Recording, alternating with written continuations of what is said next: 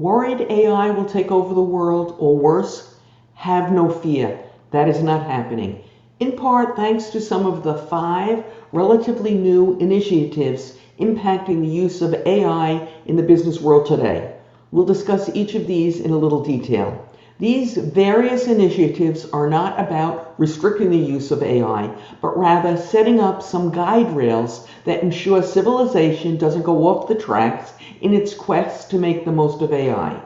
Make no bones about it. I believe AI is here to stay. We just have to learn how to make the most of it without allowing it to take over. It will make the accounts payable process, along with other accounting and finance functions, easier and require less manual intervention. In May, a group of tech executives signed a short statement put out by the Center for AI Safety.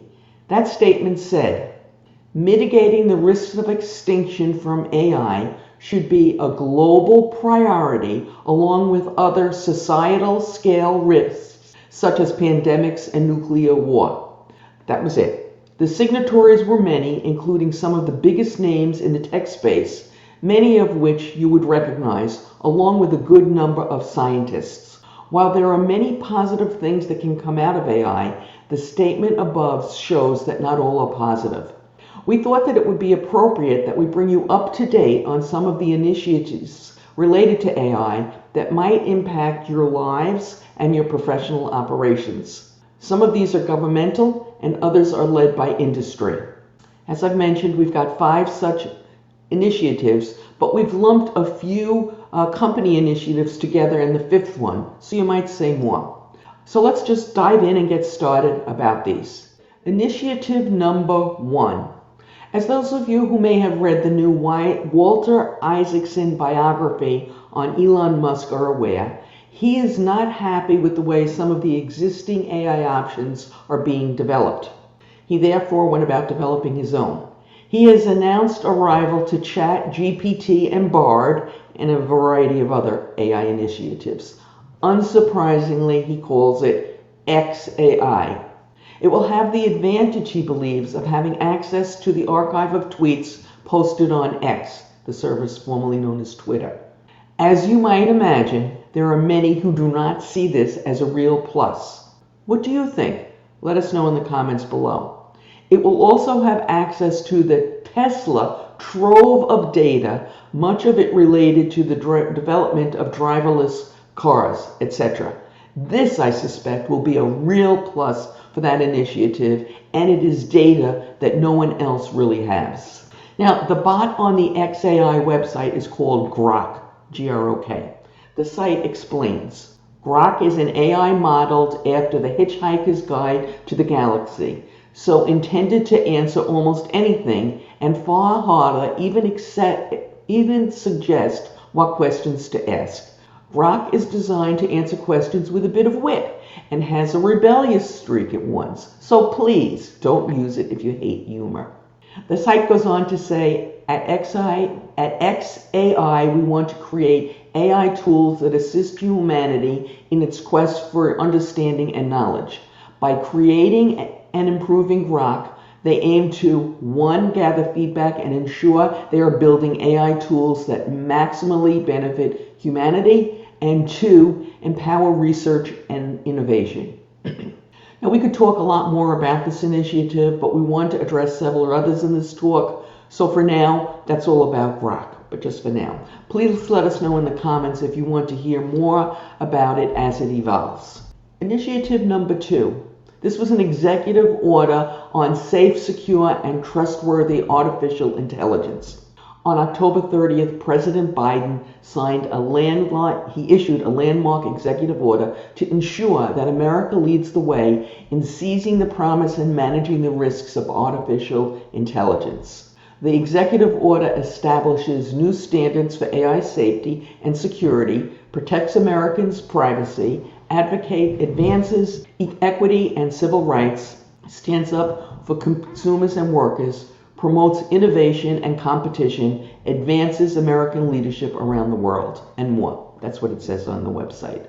Various departments of government have openings for professionals who can address some of these issues. These opportunities and other information is available at ai.gov. Initiative number 3, the EU AI Act. This act has not been adopted yet, but is expected to be adopted in early 2024. It will be the legal framework governing the sale and use of artificial intelligence in the EU. The purpose is to ensure proper functioning of the EU single market by setting consistent standards for AI systems across EU member states. In practice, it is the first comprehensive regulation addressing the risks of artificial intelligence through a set of obligations and requirements that intend to safeguard the health, safety, and fundamental rights of EU citizens and beyond. And of course, that comes from their website. Initiative number 4. Clearly, the Authors Guild is concerned about plagiarism, a real concern in the AI world. It has worked tirelessly on behalf of its members to see that their work is protected and they are paid fairly for all their efforts. So it probably should come as no surprise to learn that the Authors Guild and 17 authors filed a class action lawsuit against OpenAI in the Southern District of New York for copyright infringements of their works of fiction, and they filed this on behalf of a class of fiction writers whose work have been used to train GPT. The Authors Guild organized the lawsuit after witnessing firsthand the harm and existential threat to the author profession wrought by the unlicensed use of works to create large models that generate text. And again, that comes from their website. Now, before we get to the last initiative, one that is a little different, I'm going to admit, I'd like to suggest that if you work and manage or have responsibility for the accounts payable function, and or if you are concerned about the technology issues impacting the accounting and finance function, and or if you'd periodically like some career and interviewing tips, you hit that subscribe button. If you also click on that bell, you'll be notified when we post new content to the channel, which we do several times a week. Initiative number 5. Big tech content companies are taking action. Amazon, YouTube, and its parent Google have some new interesting requirements related to revealing if AI was used in the creation of the work that's being posted. For example, the last book we published on Amazon, during the publication process, we had to verify that none of the book had been created using AI. Could we have lied? Of course we could have. We didn't, but clearly we could have. Would Amazon have been able to tell? Not sure if they could right now, today, but I am fairly certain that in time they will be able to. They'll be able to discern that. Likewise, YouTube has given notice that starting in 2024, creators will have to reveal whether they've used generative artificial intelligence to make realistic-looking videos. The restrictions expand on rules that YouTube's parent company, Google, unveiled in September, requiring that political ads on YouTube and other Google platforms using artificial intelligence come with a prominent warning label. Okay, so some concluding thoughts from me. These are various initiatives. Expect more of the same to come in the future. Now, my fear in putting this together is that some of you listening to all this will conclude something like, AI is a dead duck. I don't need to learn anything about it. My job will stay exactly the same. I don't need to learn anything new. Nothing, absolutely nothing, could be further from the truth. These various initiatives are not about restricting the use of AI, but rather than setting up guide rails that will ensure civilization doesn't go off the tracks in its quest to make the most of AI. Make no bones about it. I believe AI is here to stay. We just have to learn how to make the most of it without allowing it to take over. It will make the accounts payable process, along with other accounting and finance functions, easier and require less manual intervention.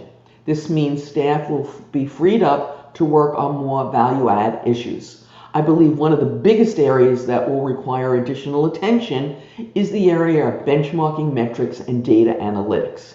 That's why we recently did a video on data analytics for accounting and finance and accounts payable. You can watch it right now using the link that has appeared on your YouTube screen and is in the description. Good luck.